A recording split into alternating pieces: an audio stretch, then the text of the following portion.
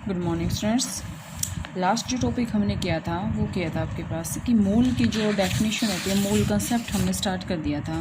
तो मोल कंसेप्ट की हमने डिफरेंट जो आपके पास थ्योरीज थी, डिफरेंट जो आपके पास लॉज थे, उसके अकॉर्डिंग हमने इसके डेफिनेशंस जो है वो अलग अलग की थी। मीन्स कि कभी हमने मॉलिकुलर मास किया, कभी हमने एटॉमिक मास किया, कभी हमने फार्मूला मास किया। तो मेन पॉइंट ऑफ डिफरेंस हमारे पास क्या आया था कि और तो सारा कुछ एज इट इज़ है, लेकिन जो आपके पास फार्मूला मास था उसमें हम किसमें सिर्फ क्या लेते हैं, सिर्फ और सिर्फ आयनिक कंपाउंड्स की स्टडी करते हैं हम। क्योंकि आयनिक कंपाउंड्स की स्टडी के लिए जो आयनिक कंपाउंड्स होते हैं उसका हम क्या निकालते हैं, उसका हम निकालते हैं फार्मूला मास। फार्मूला मास निकालते तो अब जैसे मैं इसके बेस पे आपको जो है कुछ न्यूमेरिकल करवा रही हूँ। आपके पास जैसे देखें, मैं न्यूमेरिकल करवाती हूँ। आपके पास एक बार स्टेटमेंट देखें, calculate the mass of an atom of silver A molecule of carbon dioxide. इसका मास निकालना है एन एटम ऑफ सिल्वर का। अब जैसे सिल्वर का जो यहाँ से देखें, अब जैसे मैं इसमें से आपको बिल्कुल क्लियरली करवा रही हूँ। ध्यान से देखें बच्चे, इसमें आपको एक एटम सिल्वर का है ना, जो सिल्वर का फार्मूला क्या होता है, सिल्वर का फार्मूला इज़ द Ag। अब 1 ग्राम इसमें 1 एटम ऑफ सिल्वर, ठीक है, 1 एटम ऑफ सिल्वर का आपको मास निकालना है। ध्यान से देखें हम इसको कैसे करेंगे। अगर हम इसको सोल्व करके देखें तो आपके पास देखिए क्या आएगा, 1 एटम ऑफ सिल्वर। तो सबसे पहले हम क्या निकालेंगे, 1 मोल ऑफ Ag मतलब silver atoms is equal to 108 gram. अब आपके पास क्या आएगा कि 108 ग्राम कहाँ से आया, तो जो एटॉमिक मास होता है ना, एटॉमिक मास किसका, सिल्वर का, वो क्या होता है 108। 1 मोल क्या होता है, उसका एटॉमिक मास के इक्वल मैंने पीछे बताया था।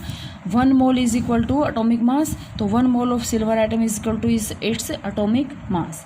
अब आपके पास क्या आएगा, 1 मोल हमने किसके इक्वल माना था, एवोगाड्रो नंबर के। एवोगाड्रो नंबर की वैल्यू आपके पास क्या थी, 6.022 into 10⁻23। Atoms of silver have मास, क्या आ जाएगा, इतना एटम सिल्वर के जो होते हैं उसका मास भी कितना आएगा 108। क्योंकि मैंने आपको बताया था Avogadro number is equal to the atomic mass of that atom. तो यहाँ से इतने एटम का भी यही मास है और 1 मोल एटम का भी यही मास है। तो 1 मोल और एवोगाड्रो नंबर मैंने क्या बताया था, 1 mole is equal to Avogadro number. तो हमने इसको इक्विवेलेंट कर दिया। अब देखें एक एटम का पूछ रखा है सिल्वर का, तो इतने एटम का अगर 108 मास है, इसका एटॉमिक मास इतना है, तो आपके पास 1 जो सिल्वर का है 1 एटम का मास कितना हो जाएगा, 108 बाय 6.022 इंटू 10⁻23।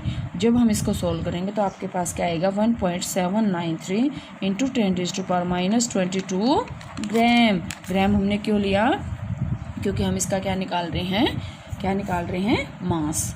ठीक है, थोड़ा सा ध्यान से देखें, आपको 9th क्लास में भी आते हैं वैसे तो ये क्वेश्चंस।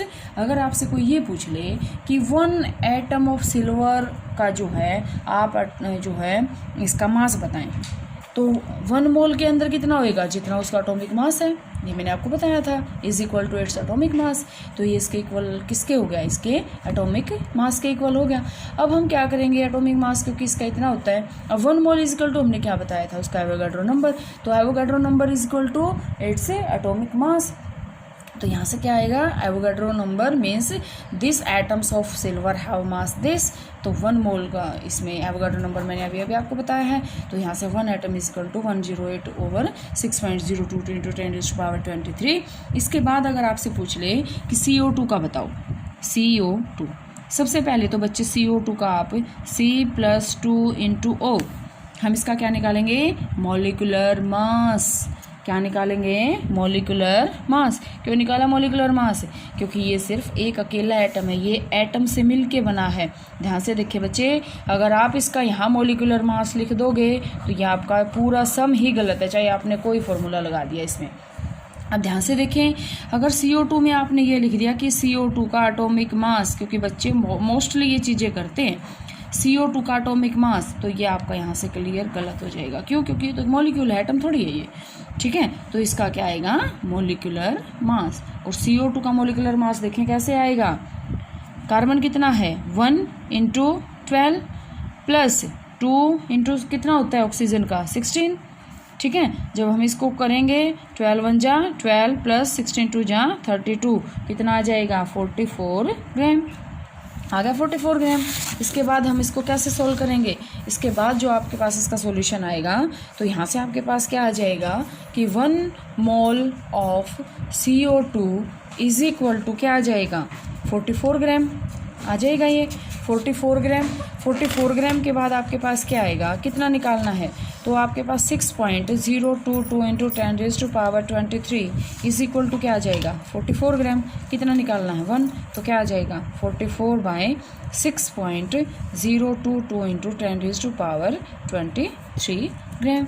जब हम इसको सोल्व करेंगे तो आपके पास क्या आएगा 7.307 इंटू 10⁻23 ग्राम। ये आपके पास क्या आ जाएगा आंसर आ जाएगा।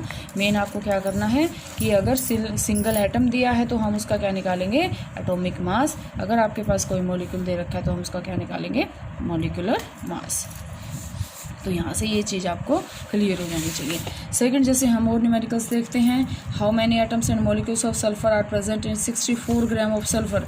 अब इसके अंदर नंबर ऑफ एटम्स और नंबर ऑफ मॉलिक्यूल्स पूछ लिया, मास आपके पास गिवन है। ध्यान से देखें 10th क्लास में भी आपके पास ये आया था कि मोलिकुलर मास ऑफ सल्फर क्या होता है, सल्फर का मोलिकुलर मास क्या होता है, मीन्स फॉर्मूला एसिड में, क्योंकि एक जो है रिंग स्ट्रक्चर होता है, मैंने 10th में भी आपको करवाया था, ऐसे रिंग स्ट्रक्चर के फॉर्म में ये एग्जिस्ट करता है। तो ऐसे 8 हो गया। अब 1 का तो 32 होता है, तो 8 का कितना हो जाएगा 256। 1 मोल ऑफ सल्फर मॉलिक्यूल के अंदर कितना है 1 मोल का ग्राम वेट कितना 256 इज इक्वल टू क्या आ जाएगा एवोगाड्रो नंबर।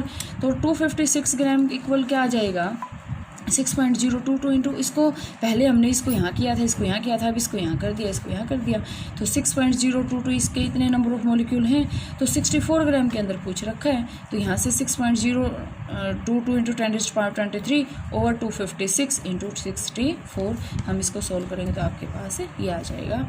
सो यहाँ से आपके पास क्या आया 1 molecule of sulphur contains 8 atoms of sulphur.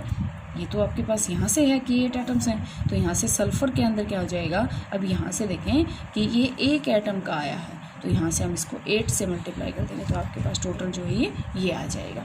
ठीक है, तो इसके बेस पे जो आपके पास न्यूमेरिकल्स बहुत सारे गिवन हैं, ये न्यूमेरिकल्स आप करेंगे। इसके बाद आपके पास जो है ये न्यूमेरिकल्स बहुत सारे गिवन हैं, सारे तो देखो पॉसिबल नहीं है कि हम इसको सोल्व करवा दें सारे, लेकिन आगे जो टॉपिक आपका आता है वो टॉपिक आपका आएगा कि आपके पास आएंगे मोल कंसेप्ट। मोल कंसेप्ट में देखिए बच्चे आपको क्या करना है, इसमें आपको सॉल्यूशन, सोल्यूट, सोलवेंट ये सारा आपको स्टडी करना है और सारा का सारा आपको यहाँ तक पढ़ना है। कल यहाँ से हम इसको स्टार्ट करेंगे दोबारा से।